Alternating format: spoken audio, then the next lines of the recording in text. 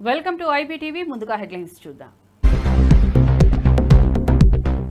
సింగపూర్లో రెండో రోజు ఏపీ సీఎం పర్యటన. రికార్డులు సరిచేసేందుకే సింగపూర్ వచ్చానన్న చంద్రబాబు. మానవ వనరులు శాస్త్ర సాంకేతిక శాఖ మంత్రి టాన్ సి లాంగ్తో భేటీ.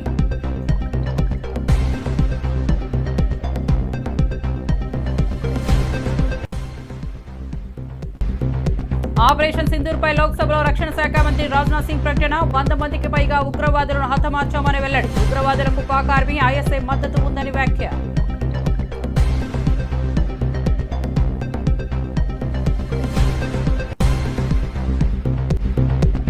అమిత్ షాతో ఫోన్ చేసి మాట్లాడేంత పెద్దవాడిని కానన్న రాజాసింగ్. అమిత్ షా నాకు ఎప్పుడు ఫోన్ చేయలేదు, చేయరు అని వెల్లడి. తెలంగాణ బీజేపీలో చాలా తప్పులు జరుగుతున్నాయని వెల్లడి.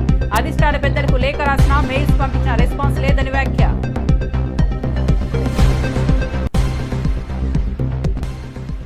తిరుమలలో వీఐపీల దర్శనాలపై వెంకయ్య కీలక వ్యాఖ్యలు. వీఐపీలు ఏడాదికి ఒక్కసారి మాత్రమే శ్రీవారి దర్శనానికి రావాలని వెల్లడి.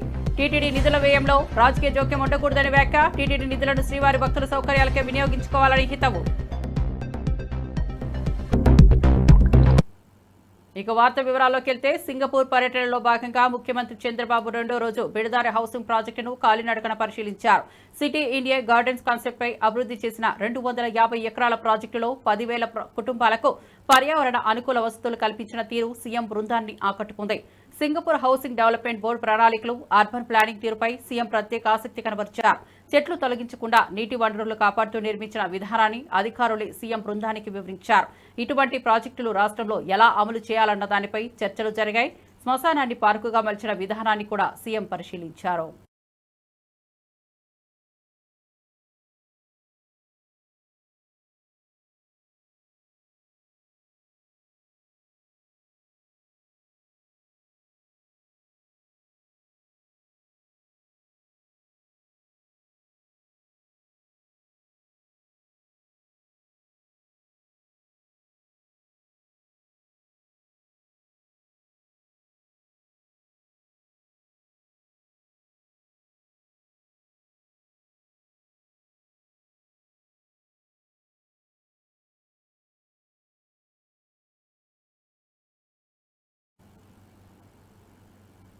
ఏపీని హోల్సేల్ గా చంద్రబాబు అమ్మకానికి పెట్టేశారని వైఎస్ఆర్సీపీ అధికార ప్రతినిధి కారుమూరు వెంకటరెడ్డి మండిపడ్డారు. రాష్ట్రంలో అత్యంత ఖరీదైన భూములను తక్కువ ధరకే బినామీలకు లీజుకు ఇస్తున్నారని ఆరోపించారు. భూములను కేవలం నామమాత్రపు ధరకు 99 ఏళ్ల పాటు లీజుకు కట్టబెడుతున్నారని ప్రభుత్వ జీవోలే ఇందుకు సాక్ష్యమన్నారు. ఈ భూములను రియల్ ఎస్టేట్, షాపింగ్ కాంప్లెక్స్ల నిర్మాణానికి చంద్రబాబు ఇచ్చేస్తున్నారని తీవ్ర విమర్శలు చేశారు. రాష్ట్ర సంపదను స్వార్థపూరితంగా దోచిపెడుతున్న ఈ చర్యలను ప్రజలు గమనిస్తున్నారని, తగిన సమయంలో దీనిపై సమాధానం చెప్పక తప్పదన్నారు. రాష్ట్రంలోని ఖరీదైన భూములను వేలం వేసే విధానాన్ని తక్షణం ఆపాలని డిమాండ్ చేశారు. దోచిపెడతా ఉన్నాడనేది ప్రభుత్వం ఇస్తున్నటువంటి వరుస జీవోలతో అర్థమవుతా ఉంది. విశాఖపట్నంలో లులు మాల్ పేరుతో 13.5 ఎకరాలు అత్యంత ఖరీదైనటువంటి భూములు. విశాఖపట్నం ఆర్కే బీచ్ ఎదురుగా ఉన్నటువంటి ఏదైతే వాల్తేరు హార్బర్ పార్క్ భూములు ఏదైతే ఉన్నాయో ఆ భూముల్ని అక్కడ ఎకరం దాదాపుగా 100 నుంచి 150 కోట్ల రూపాయల విలువ ఉంటుంది. అంటే దాదాపు అవి 2,000 కోట్ల రూపాయలకి పైగా విలువైనటువంటి భూముల్ని కేవలం సంవత్సరానికి 4.5 కోట్ల రూపాయల అద్దెకి మాత్రమే చెల్లించేటట్టుగా 99 సంవత్సరాల పాటు లీజుకి ఇవ్వటం. 99 సంవత్సరాలు.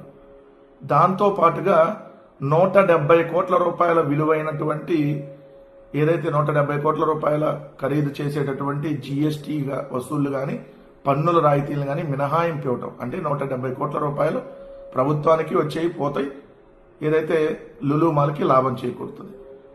సో ఇది ఒక మాల్, అంటే ఒక షాపింగ్ మాల్. చాలా ఉన్నాయి, హైదరాబాద్లో ఉన్నాయి, విశాఖలో ఉన్నాయి, లేదంటే విజయవాడలో ఉన్నాయి, చంద్రబాబు నాయుడు గారి కొత్తది తిరుపతిలో ఉన్నాయి. కానీ అలాంటి ఒక ప్రైవేటు మాల్ కోసం ఈ విధంగా ప్రభుత్వ భూమిని దారాదత్తం చేయటం. కేవలం 4.5 కోట్లు అంట 2 సంవత్సరానికి. నిజంగా 4.5 కోట్లు నెలకిస్తారు హైదరాబాద్ లాంటి దాంట్లో. ఇప్పుడు ఆ లులు మాల్కి ఇప్పుడు హైదరాబాద్లో నెలకిస్తారు. ఇది వాళ్ళు ప్రైవేటు దాంట్లో నిర్వహించుకుంటా ఉన్నారు. అది ఇక్కడ హైదరాబాద్ కుకట్పల్లి జేఎన్టీయూ దాటిన తర్వాత ఉంటుంది, జేఎన్టీయూ టు హైటెక్ సిటీ రూట్లో. సో మరి చంద్రబాబు నాయుడు గారు మాత్రం ఇక్కడ ఉచితంగా దారాదత్తం చేసేటటువంటి పరిస్థితి. అలానే విజయవాడలో చూస్తే దాదాపుగా 4.5 ఎకరాల భూమి, అది కూడా ఏదైతే పాత బస్టాండ్ అంటారు విజయవాడ, ఆ భూమిని కూడా ఇప్పుడు కారు చౌకగా చంద్రబాబు నాయుడు గారు లులు మాల్కి కట్టబెట్టాడు. అక్కడ వాళ్ళు ఒక 120 కోట్ల రూపాయలు పెట్టుబడి పెడతారంట. 120 కోట్ల రూపాయలు పెట్టుబడి పెట్టేదానికి ఒక 500 కోట్ల రూపాయల విలువైనటువంటి ల్యాండ్ని వాళ్ళకి దారాదత్తం చేయటం. సో ఏమొస్తుందంటే ఏం లేదు, షాపింగ్ మాల్ వస్తుంది. మనం వేసుకున్న బట్టలు, చేతి పెట్టుకునే వాచీలు, లిప్స్టిక్లు, ఇట్లాంటి షాపులు వస్తాయి. సో ఈ షాపులు ప్లస్ సినిమా థియేటర్లు వస్తాయి, ఫుడ్ కోర్ట్ వస్తుంది, పక్క కమర్షియల్. ఆ డబ్బుల ఆదాయం మొత్తం లులుకు వస్తుంది. రాష్ట్ర ప్రభుత్వం కానీ ఇలా ఉచితంగా దారాదత్తం చేయటం. మొన్నటికి మనం చూస్తే ఏదైతే విశాఖపట్నంలో నెల్లూరు నగరంలో హిజ్రాల మధ్య వర్గపోరు ఉద్రిక్తతకు దారితీసింది. అర్ధరాత్రి సమయంలో ఇద్దరు వర్గాల మధ్య జరిగిన ఘర్షణతో ఒక్కసారిగా ప్రాంతం గందరగోళంగా మారింది. గతంలో జరిగిన హాస్ని హత్య కేసుతో ఈ సంఘటనకు సంబంధం ఉందా అన్న కోణంలో పోలీసులు విచారణ చేపట్టారు.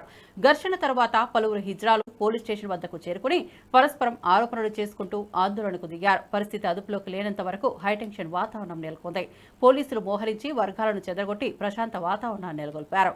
ఘటనకు కారణాలు తెలుసుకునేందుకు విచారణ కొనసాగుతోంది. కాగా గతంలో హాస్ని హత్య తర్వాత కూడా ఇలానే 2 వర్గాల మధ్య విభేదాలు బయటపడ్డాయని స్థానికులు చెబుతున్నారు. ఇది నెల్లూరు కోస్తా రాయలసీమ అని వాళ్ళు ఏర్పరచుకొని మా మీదకి దాడులకు దిగుతున్నారు. ఈ రోజు చూసుకుంటుంటే వాళ్ళ బ్యాచ్ లో నుంచి శిల్పమ్మ గారు వచ్చిన దానికి ఆమె మీద దాడి చేశారు. మేము పోలీస్ స్టేషన్కి వచ్చి కేసు ఇస్తున్న సమయంలో కూడా బయటకు వచ్చి పోలీసు వారు ఉండగానే వాళ్ళ ముందర చెప్పులతో రాళ్లతో దాడి చేశారు. అలాగే పోలీసు వారికి కూడా తగిలింది. పోలీసు వారు కూడా ఉన్నారు. అలాగే ఈ అమ్మాయిని నిన్న సాయంత్రం కూడా ముతుకూరు దగ్గర బెగ్గింగ్ చేస్తుండగా వచ్చేసి ఏపీ జెన్కో రోడ్ లో ఆ అమ్మాయిని కూడా కొట్టడం జరిగింది. ఇది ఎంతవరకు న్యాయం అనేది మీరే చెప్పాలి. ఇలాగే నెల్లూరులో ఇలాగే రౌడీసం గూండాయిజం చేస్తూనే ఉంటారా అని మేము అడుగుతున్నాము. మరొకసారి కూడా చెప్తున్నాము, అందరూ ట్రాన్స్జెండర్సే. అందరు బతుకు తెరువులు బాగలేక మనం అందరం ఇలా అయినోళ్ళమే. ఒకరికొకరికి కక్ష సాధింపులు ఎందుకు? కక్ష సాధించి ఏం చేస్తారు చెప్పండి. చట్టం ఎవరికి చుట్టం కూడా కాదండి. మీరు అంటున్నారు పోలీసులు కొనేస్తామంటున్నారు. ఎందుకు కొనేస్తారు పోలీసులు? న్యాయం ఏ సైడ్ ఉంటే పోలీసులు కూడా ఆ సైడే ఉంటారండి. దయచేసి మాకు మీడియా మిత్రులందరూ సాయం చేయాలని కోరుకుంటున్నాము. చిన్నవాళ్లే కానీ పెద్దవాళ్లే కానీ వాళ్ళకి నోటుకు వచ్చినట్టు దుర్భాషలాడుతూ మా మీద ఇదిగా ప్రయత్నిస్తూ వాళ్ళ వల్ల కూడా మాకు చాలా ప్రాణహాని ఉందని కూడా మేము తెలియజేస్తున్నాము. కోస్తా రాయలసీమని ఎవరైతే బ్యాచీలు ఏర్పరచుకొని వాళ్ళు స్వతంత్రంగా నెల్లూరులో తిరుగుతూ రౌడీజం గూండాయిజం చేస్తున్నారో వాళ్ళ నుంచి, వాళ్ళ అనుచరుల నుంచి మాకు ప్రాణహాని ఉందండి. మాకు అలేఖ్యమ వర్గానికి మా అందరికి కూడా ప్రాణహాని ఉందండి. దయచేసి మమ్మల్ని అందరినీ కాపాడలేగా 2 టౌన్లో కూడా కేసు ఇవ్వటం జరిగింది. మా మీద లేనిపోని కేసులు పెడుతూ కూడా లేనిపోని విధంగా కొత్తగా సృష్టిస్తూ కూడా ఈ విధంగా చేస్తున్నారు. మాకు న్యాయం చేయాలని మేము కోరుకుంటున్నాము. మాకు ఎటువంటి రంగాలు వద్దు, మాకు గొడవలు వద్దు, తగాదాలు మాకు ఏది వద్దండి. మాకు అటోళ్ళు మంచోళ్ళే, ఇటోళ్ళు మంచోళ్ళు. మనం అందరం కలిసికట్టుగా నెల్లూరులో జీవించాలి. నెల్లూరుని గబ్బుపాలు చేసేస్తున్నారు కోస్తా రాయలసీమ నేర్చుకున్న వాళ్ళు. దయచేసి మీరు ఇట్లాంటి దుర్బుద్ధులు మానుకొని అందరం సరి సమానంగా అందరం కలిసికట్టుగా జీవించాలని ఇంకోసారిగా నేను మీడియా ముఖం. ఉమ్మడి నెల్లూరు జిల్లా వెంకటగిరి ఆర్టీసీ డిపోలో రాష్ట్ర ఆర్టీసీ కమిషనర్ ద్వారకా తిరుమలరావు ఆకస్మిక తనిఖీలు నిర్వహించారు. డిపో ప్రాంగణంలో సీజ్ చేసిన వాహనాలు శిథిలావస్థకు చేరుకుని వాటిపై చెట్లు పెరిగిపోవడాన్ని గమనించి సంబంధిత అధికారులపై తీవ్ర అసంతృప్తిని వ్యక్తం చేశారు. అనంతరం ఆయన మీడియాతో మాట్లాడుతూ రాష్ట్రంలోని అన్ని ఆర్టీసీ బస్టాండ్లను తనిఖీ చేసి ప్రయాణికుల సౌకర్యార్థం త్రాగునీరు, ప్లాట్ఫామ్, మరుగుదొడ్లు, ఆశ్రయ గదులు వంటి మౌలిక వసతులు తప్పకుండా కల్పించాలని ఆదేశాలు ఇచ్చారు. ప్రయాణికుల సౌకర్యాల పట్ల అధికారులు జాగ్రత్తగా వ్యవహరించాలన్నారు. వెంకటగిరి డిపోలో తక్షణ మార్పులు తీసుకురావాలని సూచించారు.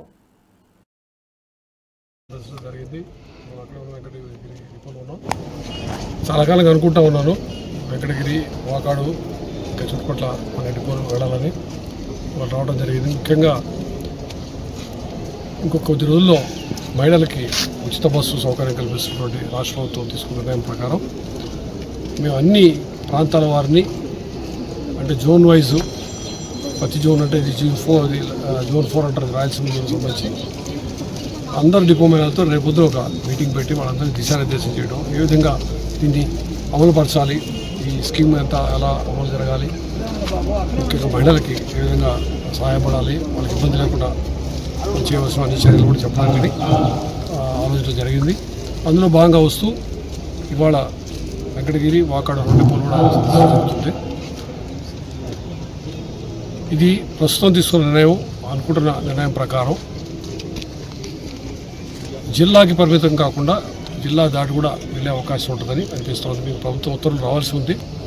కానీ మనకు ఉన్నటువంటి సమాచారం ప్రకారం కరెక్ట్గా జిల్లా పరిధి అంగా ఆపేయకుండా ఆ బస్సు వెళ్తున్నట్లయితే, అంటే ఉదాహరణకి విజయవాడ నుంచి రాజమండ్రి వెళ్తున్నట్లయితే అది మధ్యలో విజయవాడ కృష్ణా జిల్లా అవుతుంది. అంటే వెస్ట్ జిల్లా తీసుకుంటే కూడా మధ్యలో ఏలూరు వస్తుంది, అంటే పశ్చిమ గోదావరి జిల్లా వస్తుంది. ఆ తర్వాత రాజమండ్రి, పాత తూర్పుగోదావరి జిల్లా వస్తుంది. ఆ అడ్డంకి లేకుండా మైలు ఎక్కినట్లయితే ఆ పల్లెవేల బస్సు అక్కడి నుంచి అక్కడ దాకా వెళ్ళినట్లయితే అది వెళ్ళొచ్చే అవకాశం ఉంటుంది అని అనుకుంటున్నాం. ఇంకా ఉత్తర్వులు అందాల్సి ఉంది. అదేవిధంగా ఏ బస్సులు ఏ ప్రోడక్ట్స్ వస్తాయి కూడా ఇంకా ఉత్తర్వులు రావాల్సి ఉంది. అనుకున్న ప్రకారం జరుగుతుంది. అదేవిధంగా ఈ బస్ స్టేషన్లో ఉన్న సౌకర్యాలు అవి కూడా అన్ని చోట్ల, అన్ని బస్ స్టేషన్లో కూడా సౌకర్యాలు మెరుగుపరుస్తూ ఉన్నాము. ముఖ్యంగా తాగునీటి సౌకర్యము, తర్వాత అదేవిధంగా టాయిలెట్ సౌకర్యము, కూర్చునే దగ్గర వాళ్ళకి సరైన చైర్స్. ఆంధ్రప్రదేశ్ మంత్రి పయ్యావుల కేశవ్ జగన్ పై తీవ్ర విమర్శలు చేశారు. అన్నా క్యాంటీన్లో జగన్ ఫోటో పెట్టాలని, ఆయన తినే అన్నంలో మన్ను కొట్టాడని ప్రజలకు గుర్తు చేయాలన్నారు. మద్యం షాపులో జగన్ ఫోటో పెట్టి క్వార్టర్పై 100 రూపాయల చొప్పున ప్రజలను దోచుకున్న వైనాన్ని చూపించాలన్నారు.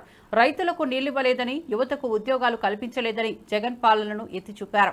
గత ప్రభుత్వంలోని దౌర్భాగ్యాలను ప్రస్తావిస్తూ రాష్ట్ర అభివృద్ధికి అడ్డుగా నిలిచిన విధానాలను ప్రజల్లోకి తీసుకెళ్లాలన్నారు. తాము చేపట్టిన సంక్షేమ పథకాలతో పాటు జగన్ పరిపాలన లోపాలను కూడా స్పష్టంగా ప్రచారం చేయాలన్నారు. సెల్ఫీ పెట్టి 1000 కోట్లు దాచింది ఈ అపార్ట్మెంట్ లోనే అని చెప్పి గ్రూపుల్లో పెట్టండి. ప్రజలకు తెలుస్తాయి మన సొమ్ము ఎక్కడికి పోయింది అనేటువంటిది.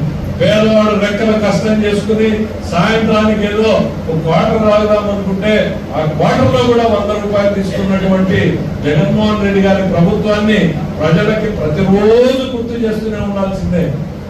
అన్నా క్యాంటీన్ పోతే జగన్మోహన్ రెడ్డి గారు బొమ్మ కూడా ఆడబెట్టాలా, ఇవి తీసేసాడా, తినే అన్నం లేక మన్నేసిపోయాడు అని గుర్తు చేయడానికి మనం అన్నం పెడితే మన్నేసాడు, సున్నం పెట్టాడు మనకి అనేటువంటిది అక్కడ గుర్తు చేయాలి. క్వార్టర్ బాటిల్ తాగే షాప్ లో గుర్తు చేయాలి. ఇవాళ 20 రూపాయలు ఉంది, ఇంతకుముందు 180 రూపాయలు ఉంది, ఈ 100 రూపాయలు అక్కడికి పోయిందిరా అని. రైతులకు మీకు డ్రిప్ ఇవ్వలేదనేది గుర్తు చేయాలి, మీ కాలువలకు నీళ్లు ఇవ్వలేదనేది గుర్తు చేయాలి, పిల్లలకు ఉద్యోగాలు ఇవ్వలేదనేది గుర్తు చేయాలి.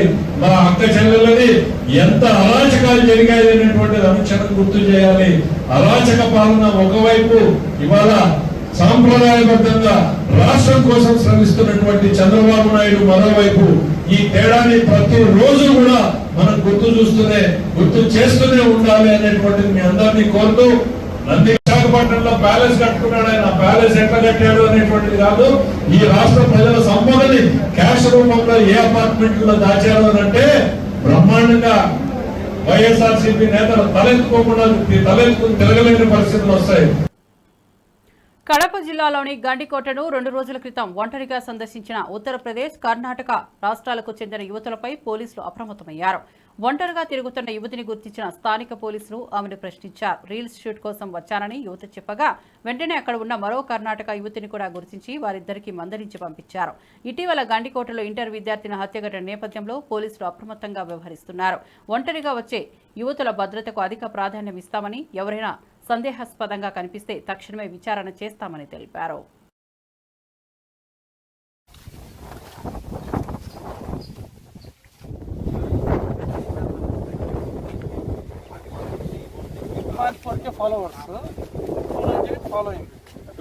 उत्तर प्रदेश में पूरा ड्राइविंग पूरा सिंगल टूर कॉल करो 112 मैडम 112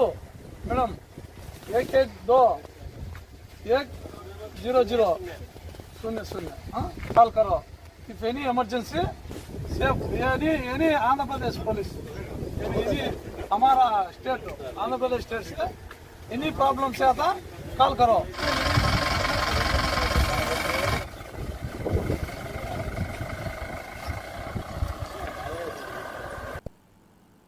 విశాఖలో 1000 కోట్ల విలువైన ప్రభుత్వ భూములను రియల్ ఎస్టేట్ కంపెనీలకు చంద్రబాబు, లోకేష్ కట్టబెట్టారన్న ఆరోపణలను గుడివాడ అమర్నాథ్ గుప్పించారు.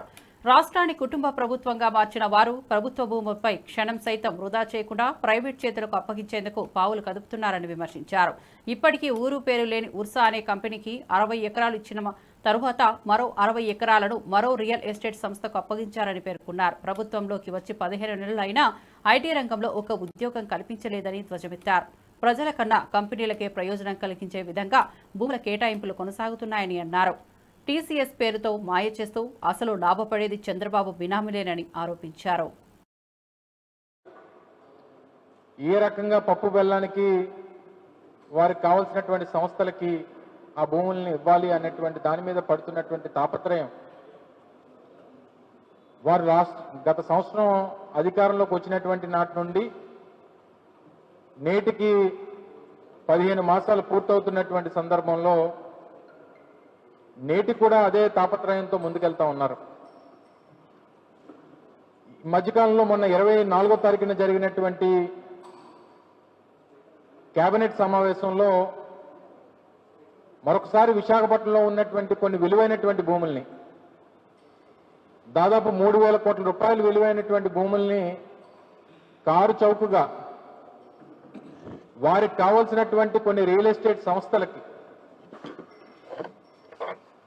కట్టబెట్టినటువంటి వైనాన్ని మనం చూసాం. తో పాటు ధీటుగా ఐటీ కేంద్రంగా అభివృద్ధి చేయాలనేటువంటి తాపత్రయం ఆ రోజు రాజశేఖర రెడ్డి గారు ఆలోచన చేసి తర్వాత అనేక సందర్భాల్లో మేము మొన్న 2019-24 మధ్యలో జగన్మోహన్ రెడ్డి గారి నేతృత్వంలో బీచ్ ఐటీ డెస్టినేషన్ గా విశాఖపట్నాన్ని అభివృద్ధి చేయాలని చెప్పి తాపత్రయపడి ప్రముఖ సంస్థలైనటువంటి ఇన్ఫోసిస్ లాంటి సంస్థల్ని, అలాగే ర్యాన్స్టాడ్ లాంటి పెద్ద కన్సల్టెంట్ సంస్థల్ని, WNS లాంటి సంస్థల్ని విశాఖపట్నం తీసుకుని వచ్చి కోవిడ్ లాంటి క్లిష్ట పరిస్థితులను కూడా ఎదుర్కొని ఆ రోజు ఉన్నటువంటి ప్రపంచవ్యాప్తంగా ఉన్నటువంటి పరిస్థితుల్ని అధిగమించి అప్పటికే వర్క్ ఫ్రం హోమ్ కల్చర్ అనేటువంటిది పెద్ద ఎత్తున ప్రపంచవ్యాప్తంగా నడుస్తున్నటువంటి పరిస్థితుల్లో కూడా స్థానికంగా ఉన్నటువంటి యువతకి అందుబాటులోకి తీసుకురావాలని చెప్పి దిగ్గజ సంస్థలతో మాట్లాడి వారి తాలూకు ఆపరేషన్స్ కూడా విశాఖపట్నం కేంద్రంగా నడిపించేటువంటి కార్యక్రమాన్ని చేశాం. కానీ గడిచినటువంటి 15 మాసాలు నేను ఈ రాష్ట్రంలో ఐటీ శాఖ మంత్రిగా 21-22 మాసాలు పనిచేశాను. నేను మంత్రిగా బాధ్యతలు తీసుకున్న తర్వాత 12-13 మాసాల్లో ఇన్ఫోసిస్ సంస్థ 1000 మంది ఎంప్లాయీ. ఎస్ఎల్బీసీ ప్రమాదం జరిగి 150 రోజులు గడుస్తున్నా ఇప్పటికే ఒక్క మృతదేహం బయటకు రాలేదని, సిగాచిలో 8 మంది మరణించిన ఘటనలో కూడా శవాలు, బొక్కలు, బూడిద కూడా ఇవ్వకపోవడం బాధాకరమని విమర్శలు వెలువెత్తుతున్నాయి.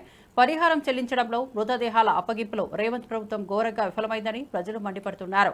సిగాచి ఘటనలో ఇప్పటికే 14 మంది బాధితులు ఆసుపత్రిలో చికిత్స పొందుతుండగా వారిలో 5గురి పరిస్థితి విషమంగా ఉన్నట్టు సమాచారం. ప్రభుత్వ ప్రతిస్పందన లేకపోవడం తీవ్ర ఆగ్రహం వ్యక్తమవుతోంది. ఒకవైపు సోషల్ మీడియాలో విమర్శలు చేస్తే ప్రజలపై కేసులు పెడుతూ జైలుకు పంపిస్తూనే మరోవైపు 54 మందిని బలి తీసుకున్న సిగాచి కంపెనీపై మాత్రం ఎలాంటి చర్యలు తీసుకోకపోవడం ప్రభుత్వ నియంతృత్వ వైఖరిని స్పష్టంగా వెల్లడిస్తున్నాయని హరీష్ రావు తెలిపారు. SLBC tunnel కుప్పకూలిపోయింది. 6 డెడ్ బాడీలు అనలే ఉన్నాయి. 150 రోజులు అయిపోయాయి.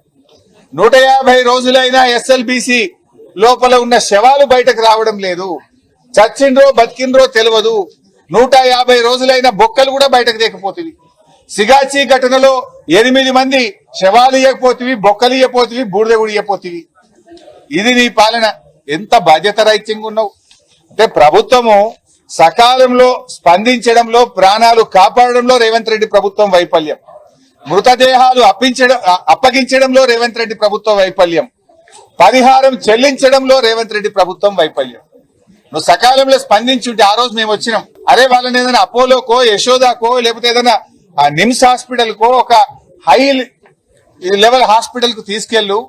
బాగా గాయపడ్డారు, వాళ్ళు బతుకుతారయ్యా అంటే నువ్వు పట్టించుకోవు.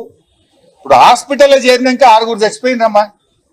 నువ్వు నిజంగా మంచి హాస్పిటల్లో జాయిన్ చేస్తే 6 ప్రాణాలు బతుకుతుండే కదా. నువ్వు సరిగ్గా ఇక్కడ లోకల్ ఏదో చిన్న హాస్పిటల్లో సౌకర్యాలు లేని దవాఖానలో పెట్టివి, 6 ప్రాణాలు తీసుకుంటేవి. ఇప్పటికీ ఇంకా 14 మంది దవాఖానలు ఉంటే ఇంకా 5 పరిస్థితి విషమంగా ఉంది. వాళ్ళకి కూడా ఒక 50 లక్షల రూపాయలు సహాయం చేయండి అని చెప్పి నేను ప్రభుత్వాన్ని డిమాండ్ చేస్తా ఉన్నా. అంటే ఇవాళ ఎస్ఎల్బీసీలో కూడా ఏం జరిగింది, ఆ డెడ్ బాడీలు బయటకు తెలియ ఇంతవరకు. అదేంటి హెలికాప్టర్లు వేసుకుని రోజొక్క మంత్రి పోయిండు, చేపల పులుసు వండించుకున్నాడు ఒక మంత్రి. మనం చూసినాం కదా ఎస్ఎల్బీసీలో. చేపల పులుసు మంచుకుంటాయిరా వండరా అంటాడు, సచ్చి వాళ్ళు ఏడుస్తుంటే నాకు చేపల పులుసు కావాలట ఒక మంత్రికి. ఆ రోజొక్క మంత్రి హెలికాప్టర్లో పోవుడు, రోజొక్క డేట్లు పెట్టుడే తప్ప బాడీలు బయటకు తెచ్చింది లేదు. అక్కడ కూడా కుటుంబాలను ఇప్పటిదాకా ఆదుకున్నది లేదు. అక్కడ కూడా ఇప్పటి వరకు ఎక్స్గ్రేషియా చెల్లించింది లేదు. అంటే ఎస్ఎల్బిసి ఘటన అయినా సిగాచి ఘటన అయినా ప్రభుత్వం యొక్క బాధ్యత రహిత్యం స్పష్టంగా కనబడతా ఉంది. Telangana CM Revanth Reddy dark web లో టూల్స్ ఉపయోగించి తన సొంత మంత్రుల ఫోన్లు ప్రతిపక్ష నేతల కాల్స్ ట్యాప్ చేస్తున్నారన్న ఆరోపణలపై బీఆర్ఎస్ నేత ఆర్ఎస్ ప్రవీణ్ కుమార్ నుంచి వచ్చాయి. ఈ ట్యాపింగ్ వ్యవహారంపై వెంటనే విచారణ జరిపించాలని సిట్ అధికారులను కోరినట్టు తెలిపారు. దీనికి సంబంధించి సదరు మంత్రులను కూడా సిట్ కార్యాలయానికి పిలిపించి వారి ఫోన్లను పరీక్షించాలని డిమాండ్ చేశారు. ఫోన్ ట్యాపింగ్ ఒక్క తీవ్రమైన పాపమని, ప్రజాస్వామ్యానికి ముప్పు అని వ్యాఖ్యానించారు. వ్యక్తిగత గోప్యతకు ఉల్లంఘించడమే కాకుండా రాజకీయ ప్రత్యర్థులపై తప్పుడు సమాచారాన్ని సేకరించే కుట్రగా ఇది కనిపిస్తోందని ఆగ్రహం వ్యక్తం చేశారు. ఈ వ్యవహారంపై ప్రభుత్వం పారదర్శకత విచారణ జరిపి ప్రజలకు నిజం వెల్లడించాలని డిమాండ్ చేశారు. కాంగ్రెస్ పార్టీ అధికారంలోకి వచ్చినప్పటి నుండి విచ్చలవిడిగా ఫోన్లు ట్యాప్ చేస్తా ఉన్నది. చివరికి వాళ్ళ కేబినెట్ మంత్రుల ఫోన్లు హ్యాక్ చేస్తా ఉన్నాడు రేవంత్ రెడ్డి అని కూడా సిట్ అధికారులకు నేను రాతపూర్వకంగా ముఖ్యమంత్రి రేవంత్ రెడ్డి గారి మీద కంప్లైంట్ కూడా సిట్ అధికారులకు ఇవ్వడం జరిగింది. నేను సౌత్ ఫస్ట్ పోస్టులో వచ్చినట్టుగా నేను ఆ ఎవిడెన్స్తో సహా సిట్ అధికారులకు ఈ కంప్లైంట్ ఇవ్వడం జరిగింది. రేవంత్ రెడ్డి గారు ఫోన్లు ట్యాపే కాదు, మరి డార్క్ వెబ్లో అత్యంత ఆధునిక అత్యంత ఖరీదైన సాఫ్ట్వేర్ టూల్స్ వాడుతూ తన ఓన్ మంత్రుల మొబైల్ ఫోన్లను హ్యాక్ చేస్తూ ఉన్నారు. ప్రతిపక్ష నాయకుల మొబైల్ ఫోన్లు కూడా హ్యాక్ చేస్తూ ఉన్నారు. మిగతా బిజినెస్ మెన్ల మొబైల్ ఫోన్లు కూడా హ్యాక్ చేస్తూ ఉన్నారు అనేది పూర్తిగా సౌత్ ఫస్ట్ పత్రిక రాసింది. దీని మీద కూడా పూర్తిగా ఎంక్వైరీ చేయాలి. ఆ మంత్రులను మీరు సిట్ ఆఫీస్కు పిలిపించాలి. వాళ్ళ ఫోన్లు కూడా మీరు ఎగ్జామిన్ చేయాలి. వాళ్ళ ఫోన్ల మీద కూడా ఫోరెన్సిక్ ఎగ్జామినేషన్ చేయాలి. వాళ్ళ ఫోన్లలోకి ఏ విధంగా.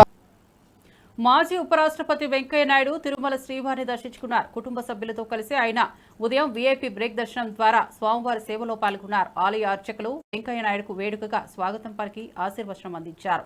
అనంతరం రంగనాయకుల మండపంలో TTD EO GS Praneeta Kumar, JEO Veerabrahmam, ఆలయ డిప్యూటీ ఈవో లావణ్య తదితర అధికారులు వెంకయ్యనాయుడిని సత్కరించి స్వామివారి తీర్థ ప్రసాదాలను అందజేశారు. తిరుమలలో భక్తుల రద్దీ అధికంగా ఉన్న నేపథ్యంలో వెంకయ్యనాయుడు దర్శనానికి ముందు భద్రతా ఏర్పాట్లు కట్టుదిట్టంగా చేపట్టారు. మాజీ ఉపరాష్ట్రపతి తిరుమలకు వచ్చిన నేపథ్యంలో అధికారులు అన్ని ఏర్పాట్లు పగడ్బందీగా నిర్వహించారు. సేవ అనురక్తి కూడా కలిగి ఉండాల్సిన అవసరం ఎంతో ఉంది. తిరుపతి తిరుమల దేవస్థానం కలియుగ వెంకటేశ్వర స్వామిని మనం తెలుసుకుంటూ ఉంటాం. ఎంతో ఒక స్ఫూర్తి కేంద్రం లాంటిది. ప్రపంచంలో ఉన్న హిందువులందరికీ ఇది ఒక ముఖ్యమైన స్ఫూర్తి కేంద్రం.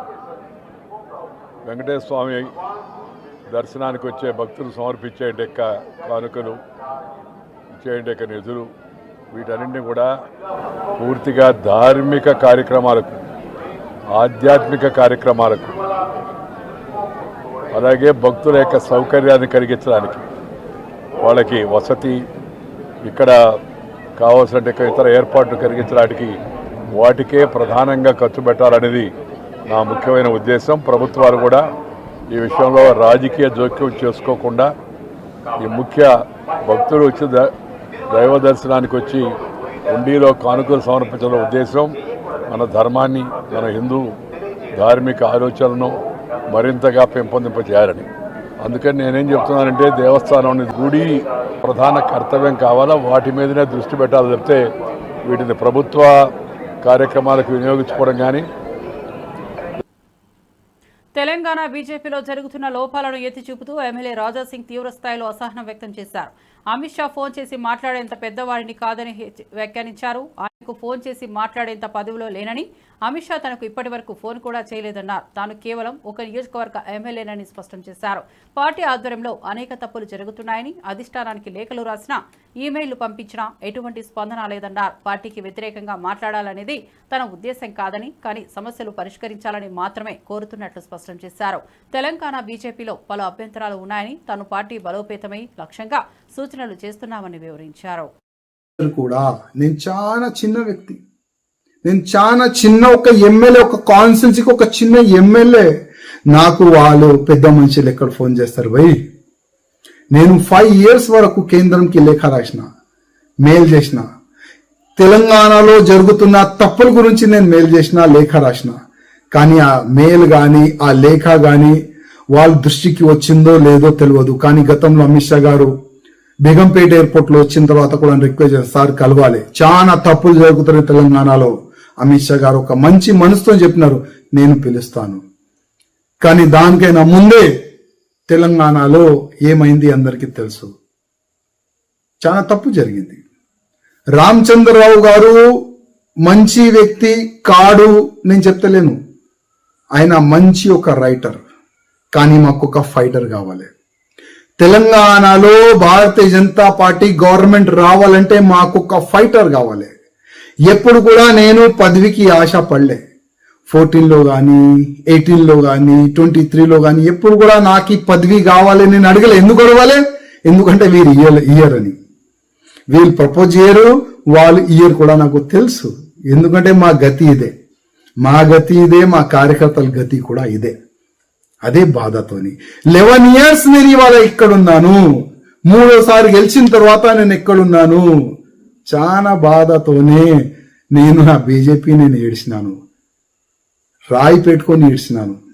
నాకెంత బాధ ఉంది ఎవరికి చెప్పలేను. కానీ ఇవాళ లేకపోతే రేపు కేంద్ర అధికారులు ఐబీ రిపోర్ట్ తెప్పించుకుంటారు, తెప్పించుకోవాలని కూడా రిక్వెస్ట్ చేస్తున్నా. తెలంగాణలో 14లో 18లో 23లో ఎందుకు బీజేపీకి లాస్ అయింది ఎన్నికల్లో, అది బీఆర్ఎస్ పార్టీని బీజేపీలో విలీనం చేస్తానన్న ప్రకటనలపై ఇప్పటికీ కేటీఆర్ మౌనంగా ఉండడాన్ని ప్రశ్నించారు ఎమ్మెల్యే నాయని రాజేందర్ రెడ్డి. ఈ అంశంపై కేటీఆర్ స్పష్టమైన సమాధానం ఇవ్వకపోవడంపై ఆశ్చర్యం వ్యక్తం చేశారు. కేటీఆర్ సొంత చెల్లెలు కవిత కూడా ఈ విషయాన్ని ఖండించినా ఆయన స్పందించకపోవడం తగదన్నారు. బీజేపీతో బీఆర్ఎస్ పార్టీ కలిసిపోతుందనే ప్రచారాన్ని నిర్ధారించేందుకు ఇంకెన్ని సాక్ష్యాలు కావాలని అడిగారు. పార్టీ విలీనంపై స్పష్టత ఇవ్వకపోవడం వల్ల పార్టీ శ్రేణుల్లో కన్ఫ్యూజన్ ఏర్పడుతోందన్నారు. బీఆర్ఎస్ భవితవ్యంపై మౌనంగా ఉండటమే సంకేతంగా పరిగణించాల్సిన పరిస్థితి ఏర్పడిందన్నారు. ప్రజలకు స్పష్టత ఇవ్వాల్సిన బాధ్యత కేటీఆర్ పై ఉందన్నారు. సీఎం రమేష్ ఏమంటాడో ఆయన చూసినాం.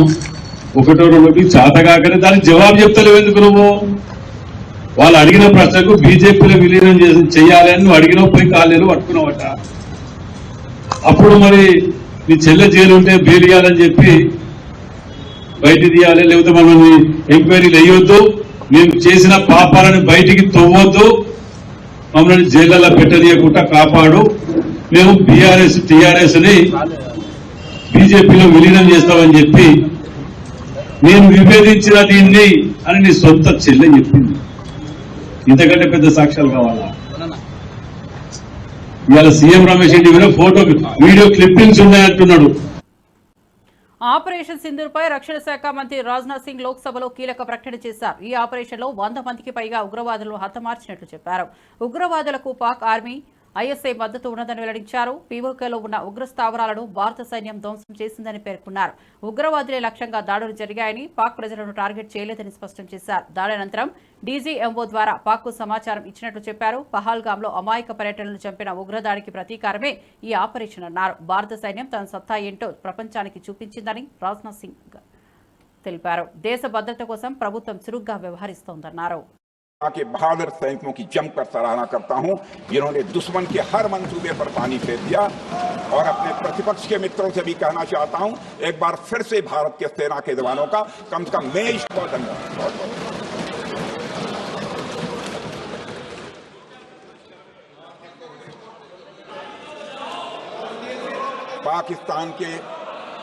पाकिस्तान के इस हमले के जवाब में हमारी कार्रवाई साहसिक थी, ठोस थी और प्रभावी थी। भारतीय वायुसेना ने वेस्टर्न फ्रंट पर पाकिस्तान के हवाई अड्डों, command and control systems, military infrastructures और एयर डिफेंस सिस्टम को निशाना बनाया और इस मिशन को हमारी सेनाओं ने सफलतापूर्वक अंजाम देने में कामयाबी हासिल की। अध्यक्ष महोदय, हमारी सेनाओं ने चकलाला, सरगोधा, रफीकी, रहीम यार खान, जैकबाबाद, सुक्कुर और भोलारी जैसे बड़े एयरबेस पर प्रहार किया और पूरी दुनिया ने भारतीय वायुसेना के शौर्य और पराक्रम की तस्वीर देखी।